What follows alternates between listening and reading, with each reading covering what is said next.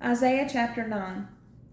Nevertheless, the dimness shall not be such as was in her vexation, when at the first he lightly afflicted the land of Zebulun and the land of Naphtali, and afterward did more grievously afflict her by the way of the sea beyond Jordan, in Galilee of the nations.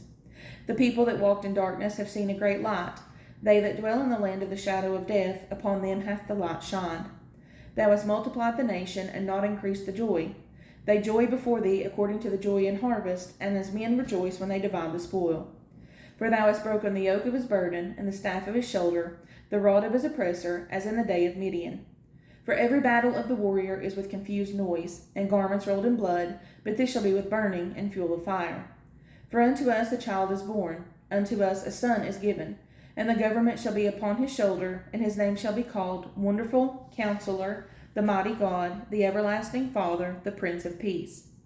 Of the increase of his government and peace there shall be no end, upon the throne of David, and upon his kingdom to order it, and to establish it with judgment and with justice from henceforth even forever. The zeal of the Lord of hosts will perform this. The Lord sent a word unto Jacob, and it hath lighted upon Israel. And all the people shall know, even Ephraim and the inhabitant of Samaria, that say in the pride and stoutness of heart, the bricks are fallen down, but we will build with hewn stones. The sycamores are cut down, but we will change them into cedars. Therefore the Lord shall set up the adversaries of Rezin against him, and join his enemies together. The Syrians before, and the Philistines behind, and they shall devour Israel with open mouth. For all this his anger is not turned away, but his hand is stretched out still.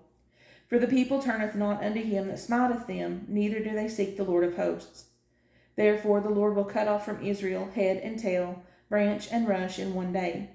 The ancient and honorable, he is the head, and the prophet that teacheth lies, he is the tail. For the leaders of this people cause them to err, and they that are led of them are destroyed. Therefore the Lord shall have no joy in their young men, neither shall have mercy on the fatherless and widows. For every one is an hypocrite and an evildoer, and every mouth speak folly. For all this his anger is not turned away, but his hand is stretched out still. For wickedness burneth as the fire, it shall devour the briars and thorns, and shall kindle in the thickets of the forest, and they shall mount up like the lifting up of smoke. Through the wrath of the Lord of hosts is the land darkened, and the people shall be as the fuel of the fire. No man shall spare his brother. And he shall snatch on the right hand, and be hungry, and he shall eat on the left hand, and they shall not be satisfied. They shall eat every man the flesh of his own arm. Manasseh, Ephraim, and Ephraim, Manasseh, and they together shall be against Judah. For all this his anger is not turned away, but his hand is stretched out still.